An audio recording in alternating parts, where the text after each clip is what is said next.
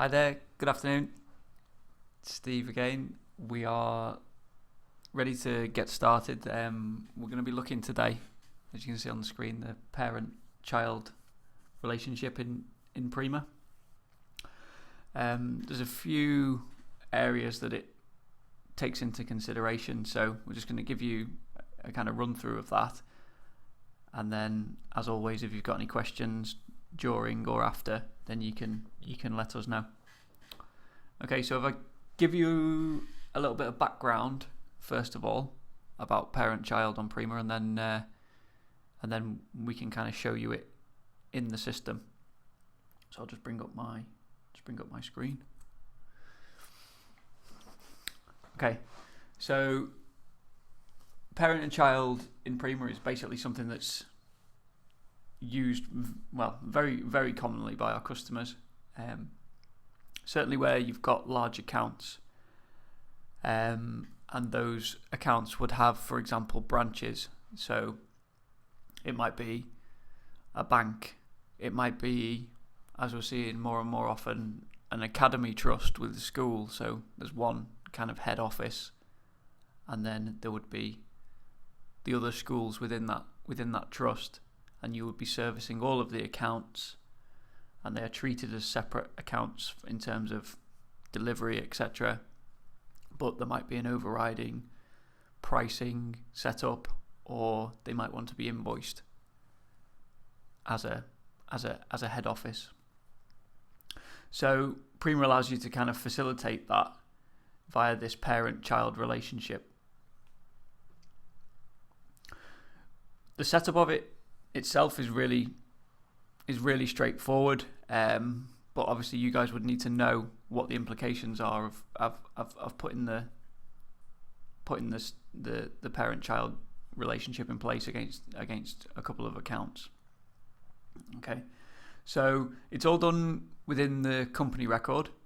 So I'll just jump into company area and I'll run through how about you set that up. So if I just click into my company lookup, I've got some companies that I've basically set up earlier, if you like. So as an example, the top two companies in this list, the second one in the list is an academy trust. So that would be the kind of head office, and the first one in the list, the one that's highlighted now, would be the primary academy. So that would be linking to the academy trust account for the purposes that we'll look at. Okay. So initially, in terms of the actual head trust account, from a parent-child point of view, there isn't really anything for you to do in terms of setup. When we look at the effect on the web store shortly, there's something against the users within the parent account that you can change, but the actual setting is done within the child account itself. So if I flick through to the child account, it's really straightforward to set up a parent and child. It's literally this box here. So I would find the account that I wanted to add in the same way that you search for a company, and you would load them in the list in this parent company box here, and you would save it. Okay. As soon as you save it, a few things happen.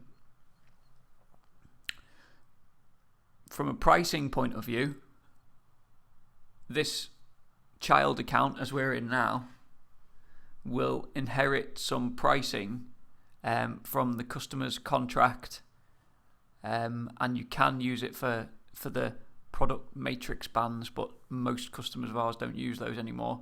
So we're really talking about the contract. So the standard process that we see is the head office would have a kind of overall contract in terms of the pricing that the branches would pick up, and then your individual child accounts, such as this one, wouldn't have a contract themselves. It would just be taking all the contract pricing and the items on that contract from the head office. So in essence, you're managing one parent account in terms of the pricing setup, and all the child accounts are benefiting from that just by you clicking this option in here. Okay, so as an example, if I go back to the parent account in my contract list here, everything that's in here will now be applying the pricing to my child account that's set up. Okay, so it's a really quick way of managing multiple accounts with one kind of central contract. I have actually seen some customers use it purely for pricing. So the actual contract is, there's a customer account called Gold Contract, for example, whatever it may be. I don't know the exact terminology. And then there would be some contract pricing in there at a certain percentage, certain margin, and then child accounts are set up against that particular account because the only relationship they've got there is for the pricing. So it can work in that way if you wanted to have some, like a handful of central contracts and apply them to customers. Some people do that through mailers, but it would work in that way if you wanted to do that as well. Okay, so if I come out of here, go back into that's the parent account. Just bring it back up. And flick through. Just go back through into the child account. So the other area in terms of the kind of process point of view that parent-child comes into play is the invoicing side of things. So I've got my head office set as Bengio Primary Academy Trust in here, but I can choose whether I want this Benson Primary Academy to be invoiced separately to that, or I want my invoices to go to the head office. So in your invoice location, you can define by selecting the parent from this list. Whenever I run invoices against this account, they will go to the head office and not be posted to Sage against the individual account, such as this child account here. So that is used quite heavily with our customers as well. And it's, as you can see here, it's a really, really quick setup. So you just choose the invoice location in the child account to be the parent, save it until you change it. Otherwise, all invoices will now go to this parent account. Okay. So setup wise, it really is pretty straightforward. There are implications in terms of the web. If you use Prima Go store, then you can set it so the users can log into the parent account, can log into the child accounts and access the store as a particular user on that child account. So if I show you how that works, then it will make sense to our customers that use Prima store. So all my pricing's now pulling through from the parent account in terms of my contract. I've got my invoice location going to the parent account, and now I want to give the head buyer at the parent account access to the child accounts so they can log in and see what's going on in the orders on the web store. So to do that, if I flick through to the parent account, I've got a contact in here called Claire Blackman, and if I go into Claire Blackman's account, I can look at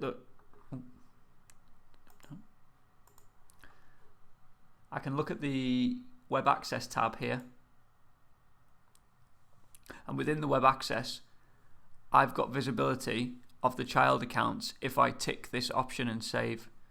So log to child essentially gives this person that's head of the purchasing team in the actual HQ trust account to log in to the child companies and place orders on their behalf. Okay, so what would need to happen is in each child account there would need to be a user set up that's web enabled with a username and password as a contact for the store. And basically what happens is when Claire would log into the child accounts, she'd be piggybacking on as if she was the user that already exists against that child account.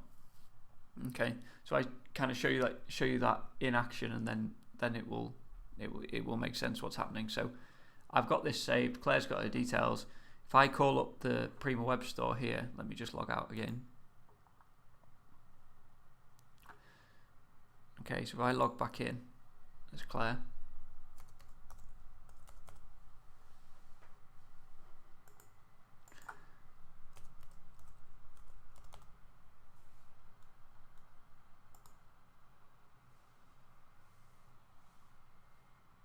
okay, so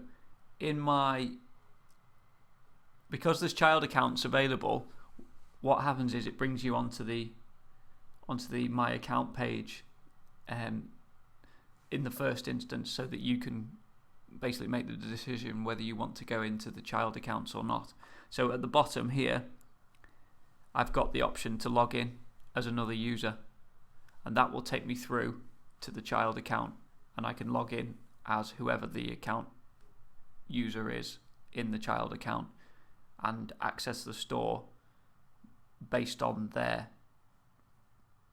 setup, if you like, within Prima. So for the particular delivery locations, etc. So really straightforward in terms of the setup, and then you just let your user know from the head office point of view that they can now access the child accounts. And what would happen is when you go in the child account, the user would have visibility of the contract that you've set against the parent account. So from a setup point of view, the parent child is very, very simple to do. I think what our customers don't understand, I guess, in some cases, is the background behind it and what are the implications for making certain changes. So it's one click to save. If you want visibility, if I just go back into the account, if I go into the child account from here, I've got a button here and it will show me all the related accounts within that. So there might be 10 different schools within this trust, and I'll be able to see and access those child accounts from here. So that button's there and live when you're accessing the parent-child setup. Okay. So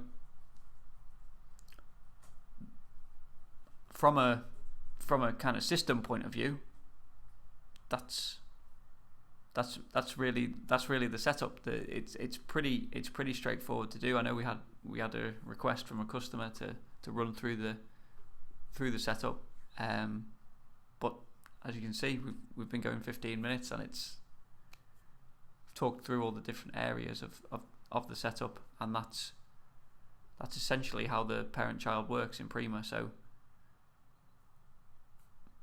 I'm around now if you guys have got any questions, and I'm happy to answer them. But it's a quick one today because the parent-child setup is very straightforward. So Joseph and I will stay around for a few minutes, and if you've got any questions, please ask, and if you're still online and you make the request, then we can show you while you're online as well if you need to.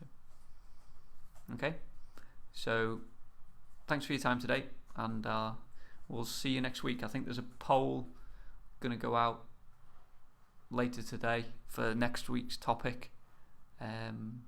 We've had some suggestions this week from customers as well, so we'll put those in the poll, and then you guys can vote on what's most popular. So, okay, I'll see you next week. Thank you.